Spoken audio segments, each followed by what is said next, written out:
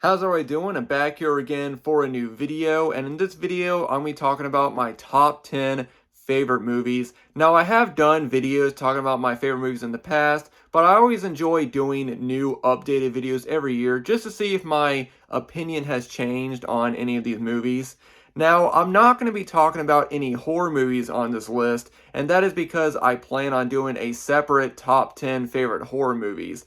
So, stay tuned for that. If I did include horror movies, then this list would be much longer. But I wanted to keep it to just the top 10. Now, these movies that I'm going to talk about in this video, these are movies that they just mean a lot to me. These are movies that, whenever I think about what are my favorite movies, these are the ones that always come to mind. A lot of these are movies that I grew up watching, and so they're movies that I would watch constantly as a kid over and over again, including the last three. I mean, I would say the last three on this list are my most watched movies ever.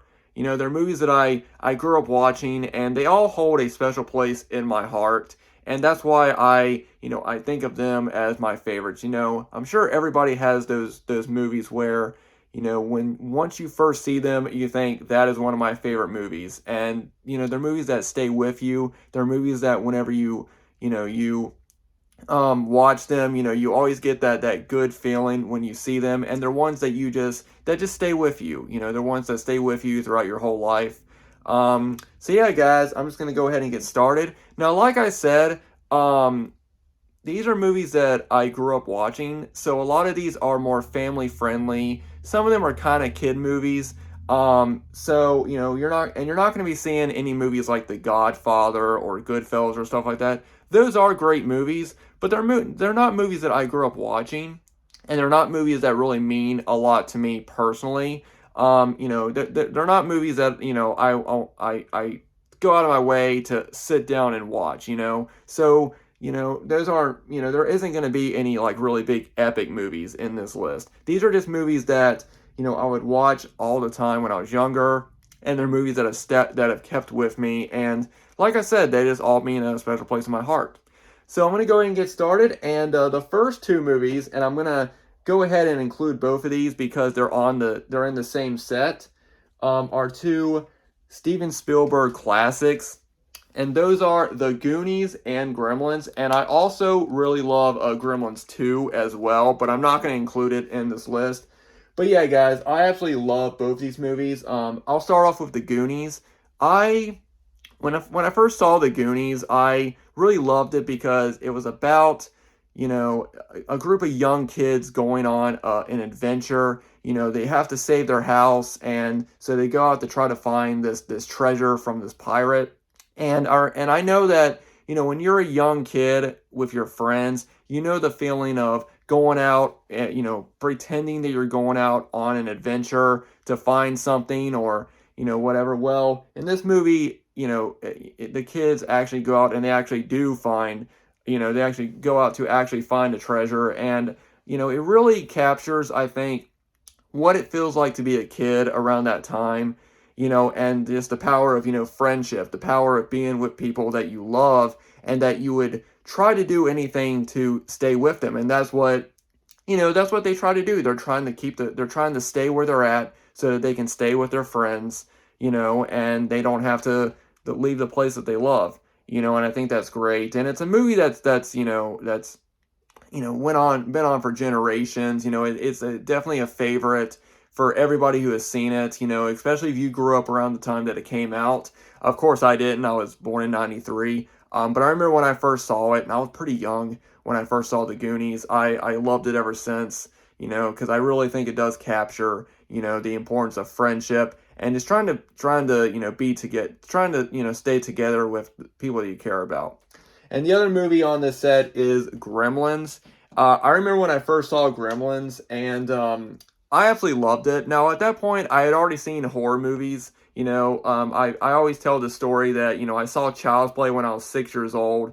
So when I saw this, it didn't scare me or anything, but, I really just thought it was a really cool idea that, you got this small little, this fuzzy, cute creature that if you if you put water on it, or if you feed it after midnight, then it multiplies into these small little demon, or whatever they are. Who knows what a gremlin is? They transform into these small little creatures that basically just go around killing people and stuff like that. And yeah, I always thought that was a really cool idea for a movie. And again, it's a movie that I watch all the time. It is a Christmas movie, so I always watch it either in December, or I usually watch it in November, because I usually watch horror related Christmas movies in December. And so I always start with Gremlins. That's usually the one that I usually watch at the beginning, because it has a great Christmas feeling, even though it's about, evil monsters. And Zach Galligan is really great in it as Billy. And Phoebe Cates is in it as well, and she's always great. So yeah, The Goonies and Gremlins are definitely both in my top 10. The next movie that is in my top 10 favorites is the original Addams Family movie. Now, I've always told this story. The first time I saw the Addams Family, I actually got it from a McDonald's. McDonald's used to sell videotapes back in the mid 90s, and I remember the McDonald's that we went to. It had a cool design where you go around to the back, and the drive-through was like a cave that went all the way around you, and when you drove through it, there was a little display area that had all the toys or whatever. Well, they had the Addams Family VHS in there, and I remember seeing it and thinking, oh, McDonald's sells movies. And when I was a kid, I just wanted to see every movie that I could, so I asked my mom, and she bought it for me, and I saw it then. And one thing I love about this movie, of course, the look is great in this movie. The whole house, the way that the actors are dressed. You got Thing, the small hand. The way Christopher Lloyd looks as Uncle Fester. I had seen other movies with Christopher Lloyd. The first movie I ever saw Christopher Lloyd in was in Angels in the Outfield, which is another one of my favorite movies. I would have included this as if this was a top 20, but I wanted to keep this a top 10. But he's absolutely great in it as Uncle Fester.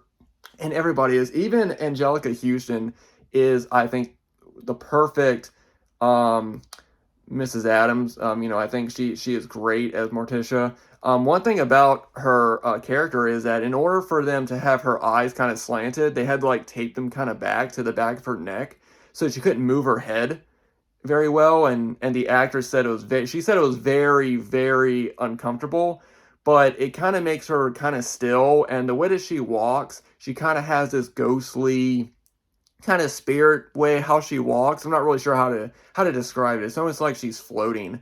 But you really do feel the love between Gomez and Morticia in this one. The kids are great. Of course, you got Christina Ricci playing Wednesday. I have not seen the new Wednesday show, but it's really cool that Christina Ricci has been, has been talking to the actress who plays her in the new show, and they post stuff, on social media and stuff. But yeah, the original Addams Family is great. I also really enjoy Addams Family Values, the sequel. I think that one is a bit more, there's more jokes in it, and I think it's a bit more of a comedy, so I don't like it as much as the original. I know that a lot of people prefer Addams Family Values over the original, and I mean, I love it too, but I prefer the original. I think that one's a better movie. But yeah, I really enjoy both Addams Family films. I have not seen the new Addams Family movie, so I really need to get to that, because I've heard both of those are really good. But yeah, guys, the original Addams Family, definitely in my top favorite ones. Now, the next movie I'm going to talk about is based on a book, and I actually read this book in middle school. Now, middle school, like a lot of people, was really difficult for me. I was bullied constantly every day in middle school, and it was just it just was not a good time. But when we read this book, I really, really related to the to the main character in this book, and we watched the movie later, and I absolutely loved the movie, and that is The Outsiders from Francis Ford Coppola. I absolutely love this film. like I said, you know, when I was younger, I always felt like an outcast. You know, I never felt like I really belonged. And so to read a book about Ponyboy, you know, how he felt, I really related to how he felt. Now, of course, I didn't grow up the way that he did, you know, because he grew up in the book, you know, he's poor, you know, his parents are both dead, and he's living with his two older brothers, you know, Soda Pop and Dairy. Um, you know, so I don't relate to him that way, and I never grew up in poverty or anything like that. But the way that he felt, the alienation that he felt, and just feeling like you're never good enough, it's something that I felt for years, and I still struggle with it now. You know, with my, I still get depression and stuff like that. So to have a character like that, you know, I really relate to it. It really spoke to me, and ever since I saw the movie and I read the book, they have both become two of my favorite. You know, one of my favorite movies and one of my favorite books as well. The cast in this movie is great. Of course, you got C. Thomas Howell as, you know, Ponyboy, and then you got Ralph Macchio as, you know, Johnny and Derry, Patrick Swayze, Rob Lowe, Emilio Estevez, Diane Lane, just an amazing cast. And also the soundtrack to this movie. I absolutely love the soundtrack to this movie. The song "Stay Gold" is one of my favorite movie themes of all time. So yeah, guys, that is kind of that's one movie that I did not grow up watching because I didn't see it until middle school. But once I saw it, the first time I saw it, I knew that this was gonna be one of my all-time favorites, and it really is. I absolutely love The Outsiders. The next one is a kids movie, and this is another one that is based on a book. But that is Matilda. Now, this is one movie that I absolutely love. I grew up watching it, and it's definitely a childhood favorite of so many people. You know, you got the young girl Matilda, who, you know, she grew up in a family that you know, kind of hates her. You know, you got you know, Danny DeVito plays her dad, who's kind of like this scummy car salesman. You know, he sells fake car parts or stolen car parts. I mean, and then you have you know, her mom, Rita Perlman, who's really, she's all classy and stuff like that, and she thinks she's, you know, kind of somebody, like she's kind of full of herself, and of course her brother, doesn't like her as well, and she just goes through so much crap as in her home, and then she goes to school, and then she has to deal with the Trunchbull, which is just this terrible old woman, you know, who likes to lock kids in this choky basically room with nails and stuff like that. And you know, when you're a kid, you don't think about it, but when you become an adult, you think that's pretty messed up for a kids movie. You know, an adult to be locking kids into a room where, you know, they can't move anywhere because there's nails sticking out, they can't escape, and it's really messed up. But you know, of course, you know, she finds out that she has these sort of magical powers where she can control things with her mind, and that starts helping her. And of course, she has Miss Honey, her teacher, who sees her abilities and sees how smart and intelligent she is. And you know, of course, things work out. But I've always really loved Matilda. I've really loved the scenes in the library because when I was a kid, I used to really love going to, you know, the library at my school and my local library in my town, and, you know, getting books. I don't read as much as I used to. I really wish that I could. I just don't seem to have the time. But I really love those scenes of her in the library and her, you know, and her just discovering classic books, you know, and that just shows just how intelligent she is because she's reading these books that a young girl like her shouldn't be. You know, she's 6.5 and she's reading like Moby Dick and stuff like that, which is really, you know, more advanced. They're just advanced books. So, you know, but like I said, I absolutely love Matilda. That is definitely one that I grew up watching, and I know it's one that a lot of other people grew up watching, and you know, that one's one that I just always loved. Now the next one is another movie about another character that I really relate to, and that is Casper. Yeah, this is the classic movie of Bill Pullman and Christina Ricci, and basically this is just about Bill Pullman, who is, you know, he's a ghost psychiatrist basically, and his wife had passed away, and so what he's basically trying to do is that he's trying to go and try to help Ghost cross over. Basically, basically he knows that ghosts are kind of uh on is still trapped on the earth for whatever reason, and so he's basically trying to help them, figure out what it is, why they're still on earth, so that they can then cross over into the afterlife. But really what he's trying to do is that he's trying to find the spirit of his wife.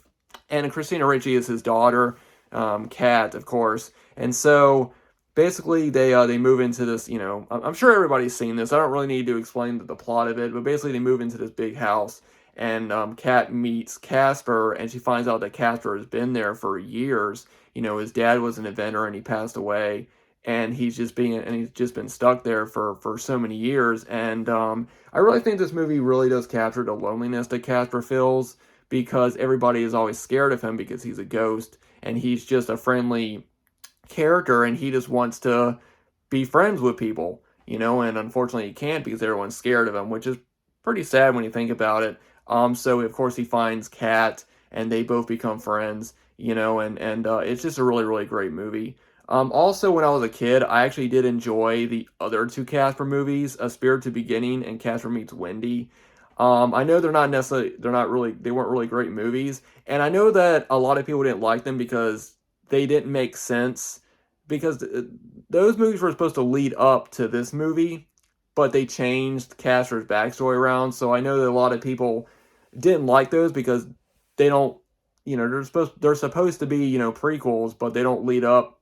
They changed things about it. But to be honest, to me, I always thought that they were just other movies that also had the character Casper in it. Because of course Casper was a cartoon character.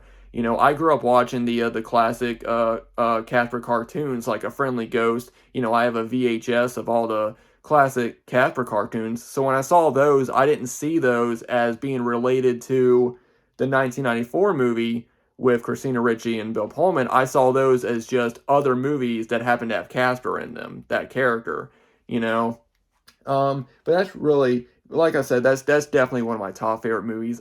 Also, the soundtrack. I love the soundtrack to this movie, especially Casper's lullaby. When the music comes in, the piano, the da da da da da da da da da da da da da. I love that. That is one of my favorite themes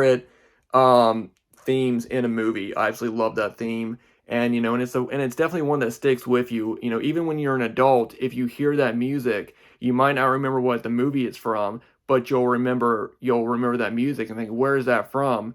It's definitely one that stays with you throughout the years. But I absolutely love Casper. And also, I am kind of wondering why they haven't brought Casper back yet and done like a new movie. I think it'd be really cool if they did. I think it'd be cool if they started the movie when Casper was alive, and then have him die, and then him become a ghost, and then kind of not redo the original movie, but do a new movie with that character. I think that'd be really cool. I'm sure that sounds like something that's up Tim Burton's alley. I just hope that he wouldn't. I just hope he doesn't cast. Well, I don't know. But I would like to see a new movie with the Casper character in it. All right, now this next movie I'm gonna talk about. This is a movie that no matter what, it has always made me cry. It is a really sad movie, but I really relate to the main character of this movie, and it's just it's one of my favorite movies of all time, and that is My Girl, starring Dan Aykroyd, Jamie Lee Curtis, Macaulay Culkin, and of course the star Anna Chlumsky as Veda. Now, when I was a kid, when I first saw this movie, I had a massive crush on Veda. I thought she was absolutely adorable when I was a kid, and I also think that's the reason why I'm into tomboys.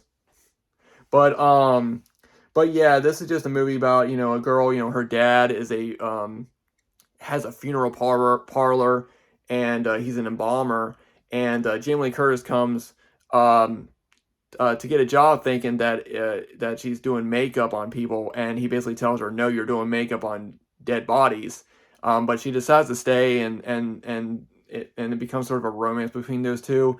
And you find out that Veda, her mom just passed away, and her grandmother is kind of losing her mind. She has dementia, and it's kind of about Veda just kind of feeling alone, you know, and not really having a lot of friends, except for this young boy named Thomas J, who is really her only friend in the world, and he's kind of an outcast like her, you know, because she's not into same thing that a lot of things that girls are into. You know, she's tough. You know, she doesn't wear a lot of makeup or anything like that. You know, she's not into basic stuff that in the 60s, basic stuff, you know, that a lot of that girls would be into during that time, you know, because this movie takes place in 62, I think.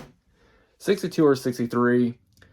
It doesn't, of course, it doesn't say it on the back, but it's basically just them being friends, and you know what it's kind of like growing up in that time period, and you know kind of feeling like you're alone, and then finding somebody that makes you feel not alone. And it's just one of my favorite movies. And I you know, I love Dana Klumsky, and I saw her in a lot of other movies. I do also enjoy My Girl 2. I think that is one of my favorite sequels of all time. I think they did a really good job with that one. And yeah, just both you know, both My Girl films are really good. The first one is I think better than the second one. But it is sad. It is really sad. But it's a really good one. Now these next two movies I'm going to put together because these two movies right here are movies that I've probably watched the most, and they're movies that mean the most to me. And those are, if I might not be able to show them both at the same time, so I'll just do it this way. Home Alone and Home Alone 2.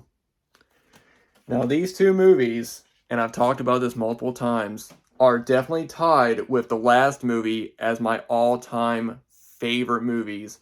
I absolutely love both Home Alone movies ever since I saw them when I was very, very young. Like I said, I grew up with both of these movies. I want to say, I don't know, the second one came out in 92, 93, I think.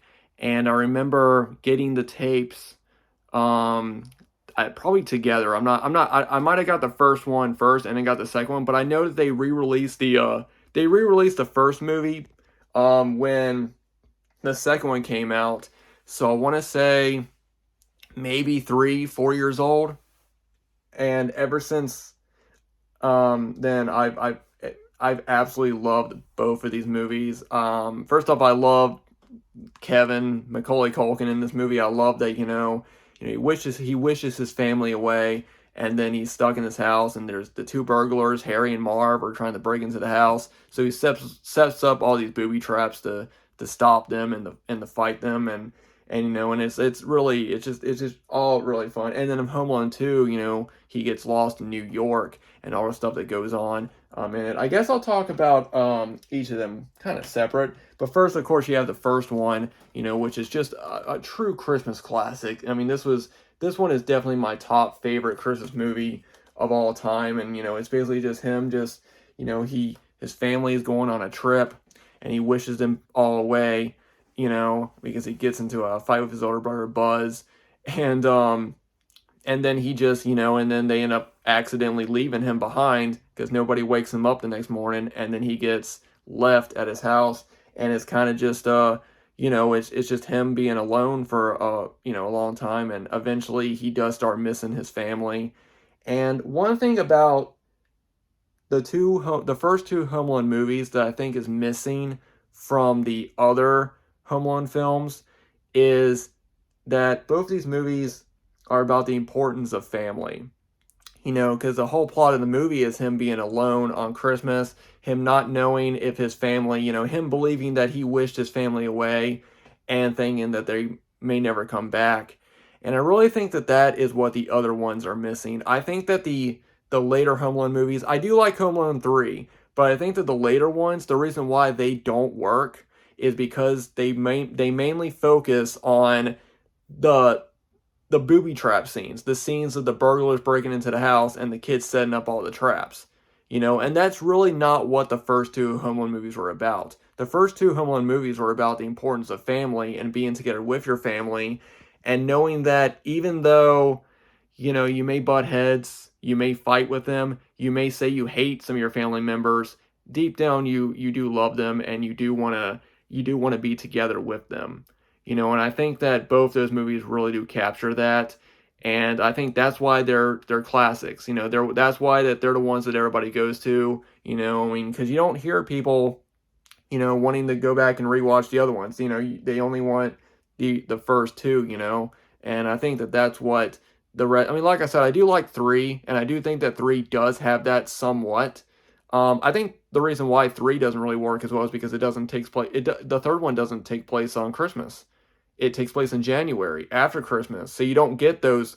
Like in the original movie, you get that great scene of when he's putting out the plate of cookies for Santa. He's got the Christmas tree. He's got his parents and his two brothers and two sisters stockings hung up, and you got that great scene. And then the ending, of course, is when his mom comes home on Christmas.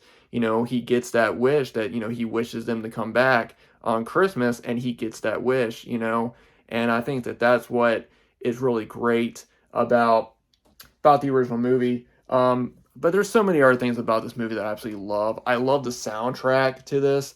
I personally think that the theme song to this movie, Somewhere in My Memory, is one of the best Christmas songs.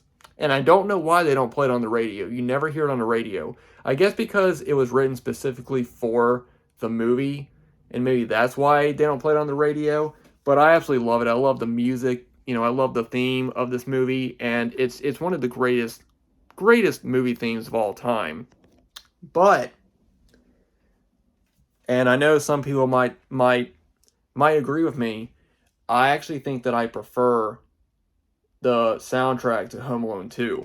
Now, I prefer the version of Somewhere in My Memory from the original movie, but there's just something about the soundtrack to Home Alone 2. This movie has some of my favorite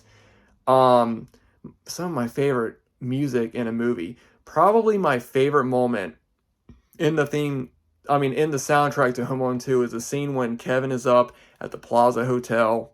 He's sitting there on his bed, and he walks over to the window, and he says, "Good night, Mom." And then Kevin's mom is, where she's at, and she goes, "Good night, Kevin." The music that plays in that scene is one of my favorite pieces of music in a soundtrack to a movie ever.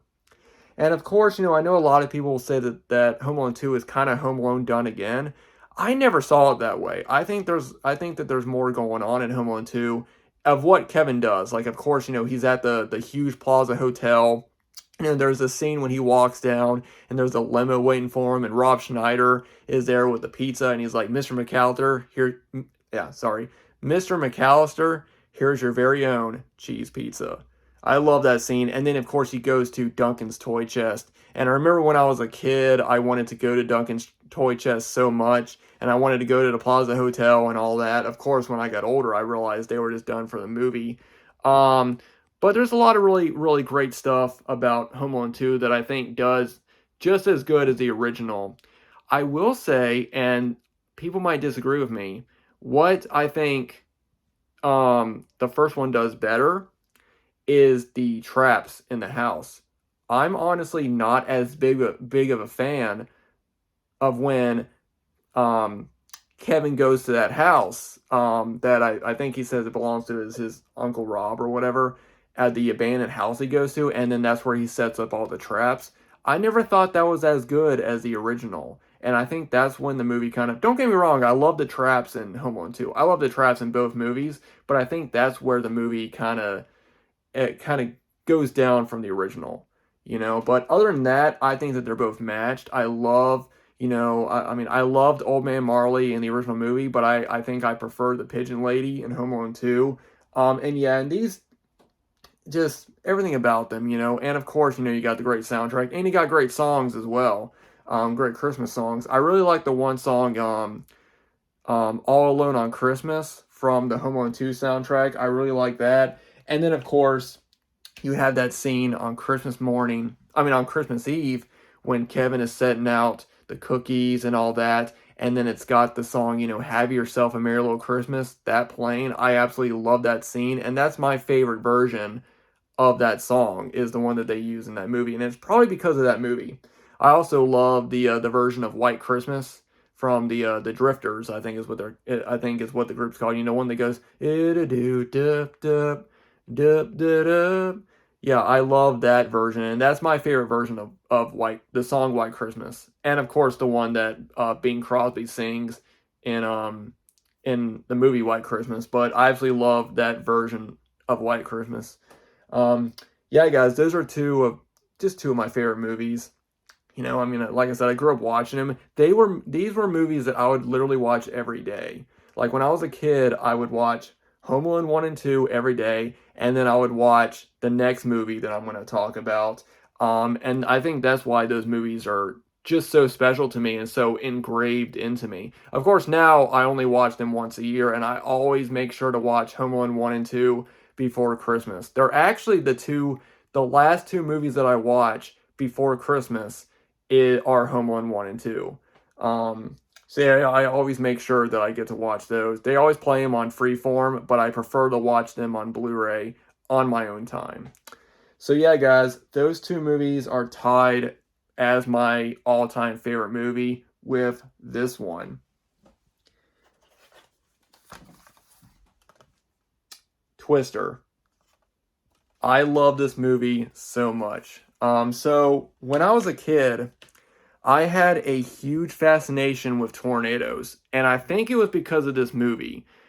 I might have saw there's a video that I have of tornado footage called Twister Fury on the Plains, and I may have saw that first. I don't really remember, but I do know that when I saw Twister, that's what made me have this huge fascination with tornadoes as a kid. And I think it's because of that movie.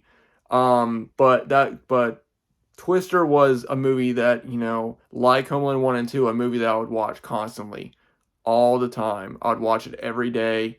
I love everything about it. I think that the tornado effects in this movie are some of the best tornado effects in a movie, period. I don't think that they've been topped yet. I haven't seen Into the Storm. I haven't seen that movie fully, but I have seen the previews of it, and I think that the tornadoes in the previews of it look too CGI.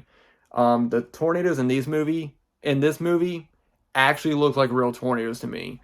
The only other movies that I can think that have like really great tornado effects are The Wizard of Oz and Night of the Twisters, which is a movie that stars Devon Sawa, and that came out in the late 90s. It was a TV movie that I also absolutely love. Excuse me, I've been talking way too much. I need to get some water.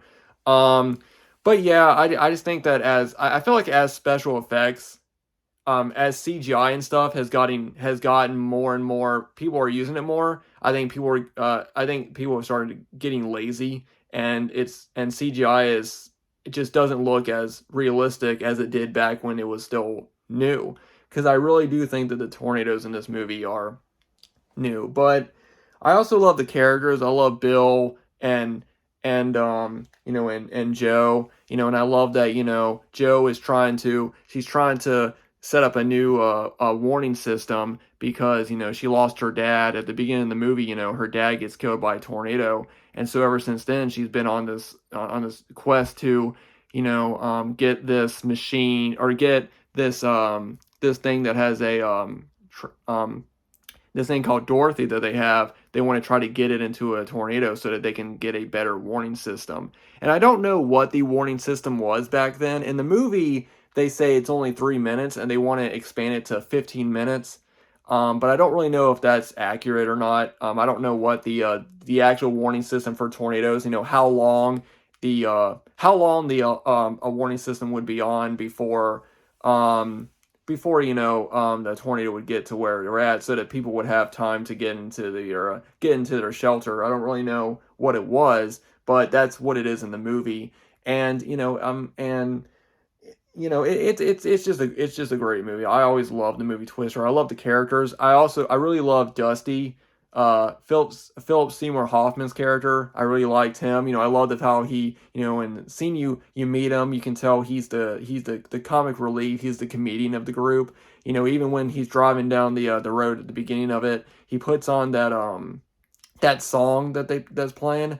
I want to say it's, who is it? Is it Kansas that he's playing?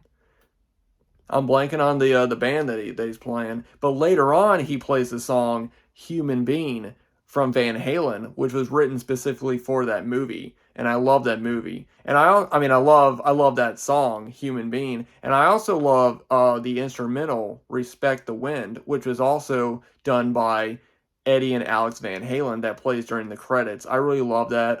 Like most of these movies, I love the soundtrack to Twister. But yeah, guys, there's just not really anything I can say about it. I know that a lot of people will give Twister, I know when it first came out, people only think about the special effects. They don't think about the characters. I'm not really sure why. I think the characters in this movie are fine.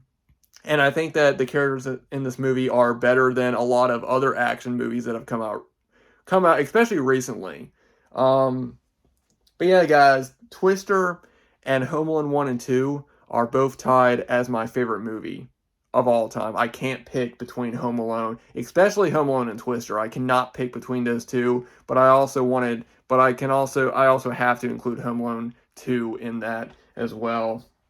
But yeah, guys, that is it. That is my top 10 favorite movies of all time. Let me know what you guys think about this list. I know this video has been going on for kind of a long time, but I haven't done a video like this in a while, and I know you guys don't mind a longer video, so let me know what you guys think about all the movies that I talk about in this video. And yeah, guys, let me know down below what are some of your favorite movies. What are some movies that mean something to you? Is it, what movies you watch that you've always loved? Because these are, like I said, these are movies that they all hold a very special place to me, and they always have, and I don't think that any of these movies will ever be topped for me. So let me know what you guys think about my picks, and let me know what are some of your picks for your top favorite movies of all time. Anyway, guys, like I said, next I do plan on doing my top 10 favorite horror movies, and then I do plan on doing another song reaction video. I hope everybody enjoyed my first song reaction video. I really wanted to do that because there's just a lot, like I said in that video, there's a lot of really great bands out there, local bands that I just think deserve recognition. And I do plan on doing those, but I don't plan on doing them, like, I'm not going to do them back to back. I'm going to plan on splitting them up. Like I might do one day, and then my next video will be not a song reaction. It'll be something else. Because I know a lot of people who subscribe and follow me only like watching me talk about movies, and that's fine. I love talking about movies, and I'm never gonna stop doing that.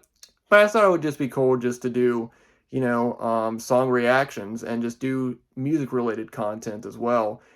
Just do something different, and it gives you guys more content and more things to watch. But anyway, guys, thanks everybody for watching. I hope you guys enjoyed this video. As always, if you guys want to follow me on Twitter and Instagram, links will be down below. And yeah, I hope everybody has a great weekend, and I'll see you guys in the next video.